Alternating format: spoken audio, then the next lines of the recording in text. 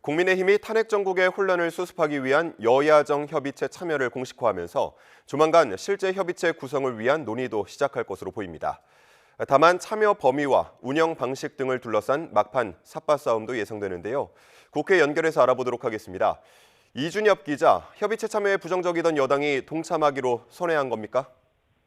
네, 국민의힘 권성동 대표 권한대행 겸 원내대표는 어제 민생과 안보 협의를 위해 여야정 협의체에 참여하겠다고 밝혔습니다.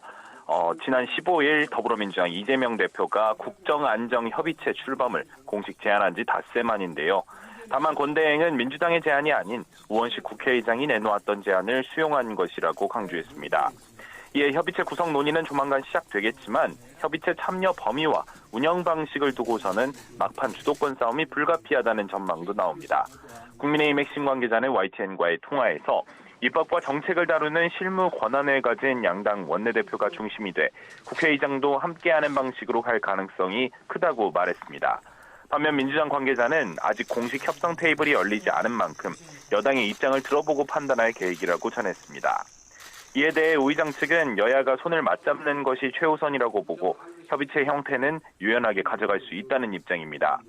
협의체에선 양곡법 등 한덕수 대통령 권한대행이 제2요구, 즉 거부권을 행사한 6개 법안이나 국방부, 행정안전부 장관 임명 문제, 추가 경정 예산 편성 등이 주요 의제에 오를 가능성이 있습니다. 이런 가운데 다음 주 발표될 것으로 보이는 국민의힘 비상대책위원회는 새로 오는 비대위원장이 권성동 원내대표와 권한을 나눠 갖는 투톱 체제로 가닥이 잡히는 기류입니다. 국민의힘 원내 핵심 관계자는 YTN과의 통화에서 권 대행이 비대위원장을 맡는 원톱 의견도 적지 않지만 이 경우 업무 과부하를 우려하는 목소리가 높다고 전했습니다. 네, 이런 가운데 민주당은 한덕수 대행에 대한 압박을 이어가고 있죠. 네, 한덕수 대행이 내란죄 일반특검법과 김건희 여사 특검법을 수용하고 국회 몫의 헌법재판관 후보도 추천 즉시 임명해야 한다는 요구인데요.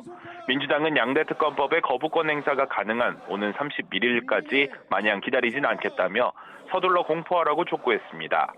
한 대행의 선제적 탄핵 가능성까지 거론하면서 규탄대회를 열고 앞서 양곡법 등 6개 쟁점 법안에 대한 거부권 행사를 비판했습니다. 민주당은 오는 23일부터 이틀 동안 열리는 인사청문회 등 국회 몫의 헌법재판관 후보 인준 절차에도 힘을 쏟고 있습니다. 헌법재판관 3명을 서둘러 취임시켜 구인체제 헌재에서 윤석열 대통령 탄핵 심판을 심리해야 한다는 입장인데 이재명 대표는 한 대행을 향해서 헌법재판관을 임명하지 않으면 그 자체로 내란 행위라고 날을 세웠습니다. 지금까지 국회에서 전해드렸습니다.